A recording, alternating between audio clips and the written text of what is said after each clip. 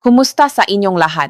Ako po si Dr. Althea Ramos at bilang isang babaeng doktor na may 35 taong karanasan sa larangan ng medisina, ngayong araw ay susuriin natin ang paksang sakit na fatty liver at kung paano ito malulunasan. Alam ba ninyo na sa kasalukuyan, isa sa bawat 3 hanggang 4 na Pilipinong lalaki na nasa hustong gulang ay namumuhay na may fatty liver nang hindi nila nalalaman? Ayon pa sa ilang estadistika mula sa Department of Health, DOHA, at masamahan sa atay sa Pilipinas, ang antas na ito sa matatanda sa ating bansa ay maring umabot mula 50 hanggang 60%. Ang pinakakapansin-pansin at nakakabahalang bahaging sakit na ito ay madalas itong nangyayari ng tahimik. Halos walang malinaw na sintomas sa mga unang yugto kaya napakahirap nitong matuklasan. Marami sa atin ang kampante at naniniwala na dahil hindi tayo umiinom ng ala o hindi tayo mahilig sa inuman, tiyak na laging maluso ang ating atay. Ngunit ipinapakita ng katotohanan na ang bilang ng mga taong may non-alcoholic fatty liver disease, sakit na fatty liver na hindi dahil sa ala, ay mabilis na dumarami at nagiging isang malaking hamon sa pampublikong kalusugan gayong. Kapag nagsimula na tayong makaramdam ng matagal na pagkapagod o pananakit sa kanang bahagi ng tiyang bandang tadyang, madalas ay nasa mas komplikadong yugto na ang pagkaipon ng taba sa atay. Sa pautaes na lioenzymes o pausisimulate na fibrosis paupericlate na atay, nagbababala ang mga eksperto na humigit kumulang 20 hanggang 35% ng mga kaso ng fatty liver ay mauwi sa cirrhosis, matinding pakasira ng atay, pakalipas ng 10 hanggang 20 taon kung hindi tayo gagawa, enga-agarang pagbabago. Ito ang pangunahing dahilan na humahantong sa mga seryosong komplikasyon at matinding pagina ng atay. Gayunpaman, makakahinga kayo ng maluwat dahil ang atay ay isang organo na may kahangahangang kakayahang pagalingin ang sarili kung alam natin kung paano ito alagaan at gagamutin ng tama. Sa ating pag-usap ngayong araw, ituturo ko sa inyo ang simpleng paraan upang mapabuti ang kalusugan ng inyong atay gamit mismo ang inumin at pagkain pamilyar sa hapagkainan ng pamilyang Pilipino. Bago tayo magsimula, huwag kalimutang mag-subscribe sa aking channel upang palagi kayong makatanggap ng bagong kaalaman sa kalusugan araw-araw. Ngayon, simulan nating tuklasin ng detalyado ang kondisyon ng fatty liver upang lubos nating maunawaan kung ano ang tunay na nangyayari sa loob ng ating katawan. Upang mas madaling maintindihan, isipin ninyo na ang ating atay ay parang isang higanteng pabrika na gumagawa ng daan-daang mahalagang gawain mula sa paglilinis ng galason, paggawa ng protina, hanggang sa pag-imbak ng enerhiya na gagamitin ng katawan. Karaniwan, sa isang malusok na atay, ang dami ng taba ay napakaliit lamang, nasa 2% hanggang 4% ng bigat ng atay. Ngunit kapag nakaroon ng problema sa metabolism ng katawan, ang tabang ito ay unti-unting maipon. Kapag lumampas ito sa 5% ng bigat ng atay, opisyal na tayong madadiagnose na may fatty liver disease. Maari ninyong isipin na kapag ang atay ay napunong naba, para itong isang makina na natabunan ng makapal na putik kaya nahihirapang gumalaw ang nga bahagi nito at bumabaksa ang kakayahan nitong magtrabaho. Binago ngang modernong medisina ang tawag dito upang mas maintindihan natin ang kalikasan ng sakit. Imbes na gumamit ng pangkalahatang termino, ginagamit na ngayon ng mga eksperto ang konseptong metabolic dysfunction associated fatty liver disease, MAFLD, na nagbibigay diin na ang pangunahing dahilan ay ang kawalan ng balanse sa nutrisyon sa loob ng katawan at hindi lang dahil sa ala. Ipinapaliwanag nito kung bakit maraming Pilipino, kahit hindi nakatikim ng ala buong buhay nila, ay maaring makaroon ng malalang fatty liver. Ang sakit ay tahimik na dumaraan sa 2 pangunahing yugto na dapat nating bantayan. Ang unang yugto ay tinatawag na simple fatty liver. Sa puntong ito, ang maselula nga taba ay nakakapit pa lamang sa ibabaw o sumisingit sa loob ng tisyu ng atay at hindi pa nadudulot ng pamamaga o pagkasira ng maselula. Ituring ninyo itong isang maagang babala dahil ang atay sa yuktong ito ay kayang-kayang bumalik sa pagiging malusok kung agad nating ayusin ang ating pang-araw-araw na dieta. Sa kabilang banda, kung babaliwalain natin ang mga unang babala, tahimik na uusat ang sakit sa ikalawang yugto, ang pamamagangang atay o steatohepatitis.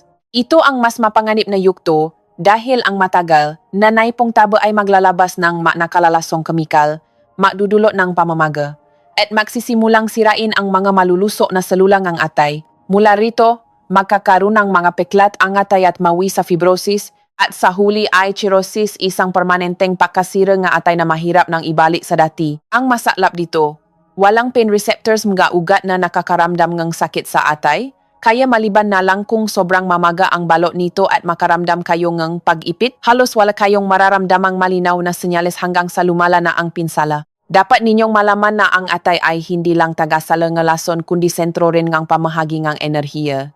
Kapag kumakain tayo, atay ang nagdedesisyon kung gaano karaming enerhiya ang ipapadala sa katawan at gaano karami ang imbakin bilang taba. Sa mga maluluso na tao, maayos na nangyayari ito. Ngunit kapag sobra-sobra ang pumasok na pagkain kumpara sa nagagamit natin, napipilitan ang atay na imba ang taba mismo sa sarili nitong matisyu. Paliwanag ito kung bakit ang fatty liver ay madalas kasabay ng iba pang metabolic disorders tulad ng labis na katabaan obesity o type 2 diabetes. Ang mahigpit na koneksyong ito ay nagpapakita na ang fatty liver ay hindi isang hiwalay na problema kundi senyales na ang buong metabolic system natin ay overloaded o nahihirapan na. Dahil sa tahimik nitong katangian, ang pag-unawa sa inyong blood test results ang gintong susi upang maprotektahan ang inyong sarili. Kapag nagpa-medical checkup, suring mabuti ang dalawang liver enzymes na ast at alt sa inyong resulta. Ito ay ma-enzymes na nasa loob ng slulang atay. Lumalabas lamang ang nga ito sa dugo kapag nasira o pumuto ang slulang atay. Ang normal na limitasyon para sa AST ay karaniwang nasa 10 hanggang 40 UL at ang AL ay mula 10 hanggang 56 UL. Gayunpaman, upang matiyak na talagang malusog at ligtas ang inyong atay, sikaping panatilihin ang dalawang numerong ito sa ibabangang 30 UL. Kapag biglang tumaas ang mga ito, patunay ito na ang inyong pabrikang atay ay may problema at kailangang ayusin agad. Bukod dito, upang tumpa na masukat ang dami ng taba at antas ng pagpapaklat, maaaring gumamit ang doktor na ultrasound o fibroscan. Ang fibroscan ay isang modernong teknolohiya na sumusukat sa tigas ng atay gamit ang sound waves, para malaman natin ang antas ng fibrosis nang hindi na kailangan ng operation o biopsy. Ngayong naiintindihan na natin ang sakit na ito at kung paano ito makikita sa mga numero, malamang nagtatanong kayo, bakit puno pa rin ng taba ang atay ko kahit malinis naman akong kumain at hindi ako umiinom ng alak? Ang sagot ay matatakpuan mismo sa mga tila inosenteng nakasanayang pagkain ng pamilyang Pilipino. Marami sa inyo ang magugulat na malaman na ang pangunahing salarin kung bakit madaling maka-fatty liver ang mga Pilipino ay ang nakasanayang pagkain ng sobrang carbohydrates lalo na ang kanin, pansit at mga puting tinapay tulad ng pandesal na palaging nandiyan sa ating araw-araw na hapak. Sa kultura nating Mapilipino, ang kanin ang kaluluwa ng bawat kainan. Ito ang nagbibigay ng lakas para sa maghapong pagtatrabaho. Ngunit pagtuntong natin sa middle age at katandaan, nababawasan na ang ating pisikal na galaw, subalit nananatili ang nakasanayang paubos ng maraming kanin. Ang mga refined carbohydrates na ito, pagpasok sa katawan, ay mabilis na nagiging asukal glukose sa dugo. Kapag ang dami ng asukal na ito ay lumampas sa kayang iimbak ng kalamnan at sa agarang pangangailangan ng katawan, mapipilitan ang atay na i-convert ang sobrang asukal bilang nga molekula ng taba triglycerides. Ayon sa mga modernong paaral, ang dieta ng mga Pilipino kung saan ang carbohydrates ay bumubuo ng 32% hanggang 58% ng kabuuang enerhiya araw-araw ay isang direktang dahilan ng non-alcoholic fatty liver disease. Ang patuloy na paggawang gagong taba na ito araw-araw ay nagiging sanhi ng pagkapit at pagsakop ng taba sa mga maluluso na selulang atay. Ipinapaliwanag nito kung bakit kahit hindi kayo kumakain ng tabangang baboy at kanin gulay lang ang kinakain ninyo, nakaka-fatty liver pa rin kayo. Sa totoo lang, ang isang plato ng puting kanin ay nagdudulot ng mas maraming taba sa atay kaysa sa taba nga hayop na kinatatakutan natin. Bukod sa carbohydrates, isang tahimik ngunit mas nakakatakot na panganib ay ang pag-inom ng makatamis na inumin at pagkaing maraming asukal. Lalo na ang fructose na karaniwang matatagpuan sa mga soft drinks, milk tea o mga delatang fruit juice na usong-uso sa atin. Ang fructose ay isang napaka-espesyal na uri ng asukal at ibang-iba sa glucose. Habang ang glucose ay maaaring gamitin bilang enerhiya ng halos lahat ng selula sa katawan, ang fructose ay tanging ang atay lamang ang kayang magproseso. Isipin ninyo na ang fructose ay parang isang espesyal na basura na tanging atay lang ang may kakayahang kumolekta at maglinis. Kapag uminom tayo ng maraming fructose mula sa soft drinks, agad na ma-overload ang atay dahil hindi nito pwedeng ipasa sa iba ang asukal na ito. Lalampasan ng fructose ang lahat ng natural na limitation ng katawan at pabibilisin ang paggawa ng taba sa atay ng 200% hanggang 300% sa maikling panahon lamang. Lumilikha ito ngang matinding presyo sa atay na nagiging dahilan ng napakabilis na pagdami ng taba. Naupapailaang laang pawinom na soft drinks araw-araw ay naupapataas na panganib na makaferiliwa na 3% kumpara sa mahindi uminom nito. Kahit ang maraming fruit juice na ibinabantang natural, kung naproseso na at nakakahon, inalis na ang fiber nito at asukal na lang ang natira kaya nakakasama rin ito sa atay gayang karaniwang soft drinks. Ang ikatlong dahilan kung bakit bumibigat ang ating ate ay ang kakulangan sa pisikal na aktibidad o ang palaging nakaupo isang karaniwang problema sa modernong lipunan. Mapapansin ninyo na ngayon, mas madalas tayong nakaupo manood ng TV, mag-scroll sa cellphone, o kaya sumakay ng tricycle, jeepney, o kotse imbes na maglakad. Ang kakulangan sa ehersisyo ay nagpapabagal sa metabolism ng katawan at hindi nabibigyan ng pagkakataong masuno ang taba sa atay para maging enerhiya. Sa Southeast Asia, partikular na sa Pilipinas, ang palaging nakaupong pamumuhay, sedentary lifestyle, ay isang malaking dahilan ng fatty liver.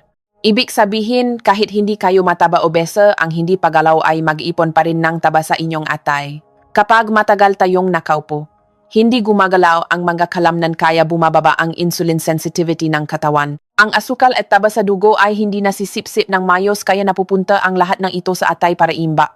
Para sa mga lolo-lola, mga nakakaedad na, ang pagpapanatili ng paggalaw ay lalong mahalaga para gisingin ang metabolic factory sa atay. Ang kombinasyon ng sobrang kanin, painom ng matatamis, at hindi pag-ehersisyo ay isang malalang siklo na patuloy na sumisira sa ating maraming Pilipino araw-araw. Gayunpaman, ang positibong bagay na nais kong tandaan ninyo ay, ang atay ay may kahangahangang kakayahang makpagaling. Kailangan lang nating kilalanin ang ating kalaban at simulan ang pag-ayos ng ating magawi sa pagkain, pag-inom, at pamumuhay upang mabigyan ng pagkataon ang atay na lumaya mula sa nakabalot na taba. Hindi natin kailangan ng sobrang leking pagbabago o mga nakakapagod na dieta. Sa halip, ang pag-intindi kung paano nagsisimula ang sakit ay makakatulong sa inyong gumawa ng matatalinong desisyon sa inyong pang-araw-araw na hapagkainan upang maprotektahan ang inyong mahal na atay. Ngayon, paaralan natin ang magintong inumin na tutulong na linisin ang taba sa atay sa pinaka-natural at epektibong paraan. Ang pagpapalit ng ating mainiinom araw-araw ay isa sa mga unang simpleng hakbang para linisin ang atay na punong taba. Hindi ninyo kailangang bumili ng mga mamahaling gamot o supplements dahil ang mismong mga natural na inumin sa paligid natin ay nagtataglay ng mga mahalagang antioxidants at pampabawas ng pamamaga na epektibong nakakabawas ng taba sa atay. Ang unang inumin na gusto kong banggitin ay ang purong itim na kape, black coffee kapang barako. Magandang balita ito sa mamahili magkape tuwing umaga. Maraming paaral, kabilang ang pagsusuri sa 16 na makakaibang pananaliksik, ang napatunay na ang taong umiinom ng 2 hanggang 3 tasa ng kape araw-araw ay may 39% hanggang 47% na mas mababang panganib ng fatty liver kumpara sa mga hindi umiinom. Ang sikreto nito ay ang chlorogenic acid, isang malakas na sangkap na nagpoprotekta sa maselula nga ate at nagbababangang 27% sa sansang makaroon ng peklat fibrosis sa ate. Subalit paalala lamang, dapat ay purong black coffee lang, walang asukal o condensed milk. Ang pagdaragdag na asukal o gatas ay nagdadagdag na sobrang calories at fructose na nakakasira sa mabuting epekto na kap sa ate. Ang pangalawang inumin ay ang green tea. Ang dahon ang green tea ay mayroong EGCG, isang napakalakas na antioxidant.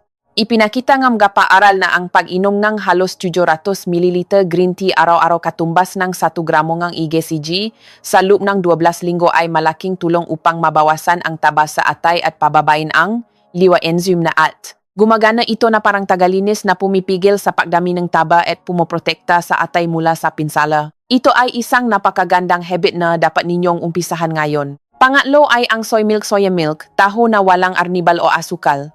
Para sa mga naghahanap ng malusog na protina bilang pamalit sa karne ng hayop, ito ay magandang pagpipilian. Ang soy milk ay may isoflavones na nakpapabuti sa pagproseso ng taba sa atay at dugo. Ayon sa pag-aral, binabawasan ng soy milk ang masamang cholesterol at triglycerides sa atay. Ang pagpapalit ng gatas ng hayop ngang soy milk ay hindi lang nakakagaan sa trabaho ng atay, kundi nakakabuti rin sa puso. Pang-apat na inumin ay sariwang tomato juice katas ng kamatis. Ang kamatis ay mayaman sa lycopene, isang malakas na antioxidant na nagbibigay ng pulang kulay nito. Napatunayan na ang lycopene ay nakakatulong makpababa ng taba sa atay, labanan ang ngalason, at pagandahin ang estruktura ng atay ng mamay fatty liver. Pumili ng nga mapupula at hino na kamatis, hugasan at ay juice ng walang asukal para sa pinakamagandang epekto. Susunod ay maligamgam na tubig na may luya sa labat. Tamang-tama ito sa mga may edad, lalo na sa umaga o kapag malamig ang panahon. Ang paggamit ng humigit kumulang 1,000 mg luya araw-araw ay napatunayang nakakabawas ng fatty liver at nagpapababa ng ALT at AST enzymes. Ang luya ay napapaganda ng daloy ng dugo at may anti-inflammatory na pumipigil sa pamamaga ng atay, kaya tinutulungan nitong gumaling ang nasirang atay. Isang baso ng salabat araw-araw ay simpleng paraan ng pag-alaga sa atay at tiyan. Pang-anim ay ang nga lokal na saang herbal tulad ng artichoke tea at sambong o pandan. Ang nga ito ay tanya na pampalinis ng atay at pampababa ng liver enzymes at taba. Ang isang pag-aaral ay nagpakita na ang 600 mg ng artichoke extract araw-araw sa loob ng tubuan ay nakakabuti sa fatty liver. Ang herbal tea natin dito sa Pilipinas ay mayaman din sa flavonoids na tumutulong sa detoxification, isang regalong mula sa kalikasan para sa kalusugan ng mga Pilipino. Panghuli ay apple cider vinegar na tinimplahan ng tubig. Kahit kailangan pa ang mas malalim na pag-aaral dito, maraming medical na obserbasyon ang nagsasabi na ang 1 hanggang 2 kutsara ng suka ng mansanas na hinalo sa isang malaking basong tubig ay nakakatulong sunugin ang taba at pabutihin ang kolesterol. Pinapabuti nito ang insulin sensitivity para mas mabilis may proseso nga atay ang asukal at taba. Siguraduhing malapnaw, maraming tubig. Ang inyong timpla para hindi masira ang inyong sikmura at ngipin. Ang 7 inuming ito ay parang maasahang makatulong na tahimik na naglilinis at nag-ayos ng inyong atay araw-araw. Ngunit tandaan, hindi sapat ang pag-inom lang. Mas epektibo ito kung sasamahan ng tamang dieta at malusog na pamumuhay. Ngayon, dumako tayo sa pinakamahalagang bahagi. Ang 5 pangunahing pagbabago sa pang-araw-araw na gawi upang tuluyang mabuhay muli ang inyong atay. Ang pagbabago sa pamumuhay ay hindi nangangahulugan ng napakalaking sakripisyo, kundi nagsisimula sa maliliit na adjustments upang makamit ang pagbawas ng 5% hanggang 10% ng inyong timbang. Ito ang golden number na makakatulong para baliktarin ang fatty liver sa 50% hanggang 64% ng mga kaso nang hindi nangangailangan ng malalakas na gamot. Ang lifestyle change ang unang rekomendasyon ng maeksperto sa buong mundo dahil mas epektibo at pangmatagalan ito kaysa sa anumang gamot sa maagang yugto ngang sakit. Ang unang pagbabago at pinakamadali ay ang pagkain muna ng gulay sa bawat kainan. Kapag sinimulan ninyo ang pagkain ng isang platong gulay tulad ng pinakbet, ensalada o nilagang okra, ang dami ng fiber ay gagawang natural na harang sa inyong bituka. Ang harang na ito ang nagpapabagal sa pagsipsip ng asukal at carbohydrates mula sa susunod ninyong kakainin, kaya bumababa ang blood sugar spike pagkatapos kumain ng 30% hanggang 40%. Sa atay, binabawasan nito ang biglaang pagpasok ng asukal, kaya naiwasan ang pag-convert ng asukal sa taba. Napakadaling gawin nito dahil laging may gulay sa mga lutong Pilipino. Napatunayan na ang pagkain ng gulay bago makanin ay may malaking benepisyo sa pagkontrol ng blood sugar at taba sa atay. Pangalawang pagbabago ay ang kusang pagbabawas ng kanin sa bawat kainan. Hindi ko sinasabing huwag na kayong kumain ng kanin dahil kailangan pa rin natin ito para sa utak at kalamnan. Ngunit ang pagbabawas ng kahit isang sando o kalahating tasa ng kanin araw-araw ay malaking bagay na. Ipinapayo ng mga eksperto na dapat ay mas mababa sa 30% ng kabuang calories araw-araw ang galing sa refined carbs. Pinipigilan nito ang sobrang enerhiya na nagiging triglycerides sa atay. Imbes na makpakabuso sa kanin, punuin ang tiyan ng mapakaing mayaman sa fiber at protina na nakakabuso ng matagal nang hindi nagiging taba sa atay. Ang ikatlo at napakahalagang pagbabago ay ang tuluyang paiwas sa mga soft drinks at matatamis na inumin. Gayang nabanggit ko, ang fructose sa mga inuming ito ang tahimik na salarin na nagpapataas ng panganib ng fatty liver ng 10%. Kapag pinalitan ninyo ang isang latang soft drinks ng tubig o herbal tea, naibaba ninyo ang panganib sa atay ng 13% hanggang 15%. Ayon sa bagong pag-aral, kahit ang mga diet drinks ay hindi pa rin mabuti sa atay. Pinakamainam ang painom ng purong tubig. Ito ang pinakamahalagang hakbang para matigil ang supply ng gagawing taba sa inyong atay. Ika-4 na pagbabago ay ang pagtiyak ng sapat at kalidad na tulog mula 7 hanggang 8 oras gabi-gabi. Ang gabi ay ang oras para makpahinga, makpakaling at maklinis na halason ang ating atay mula sa buong araw na pagtatrabaho.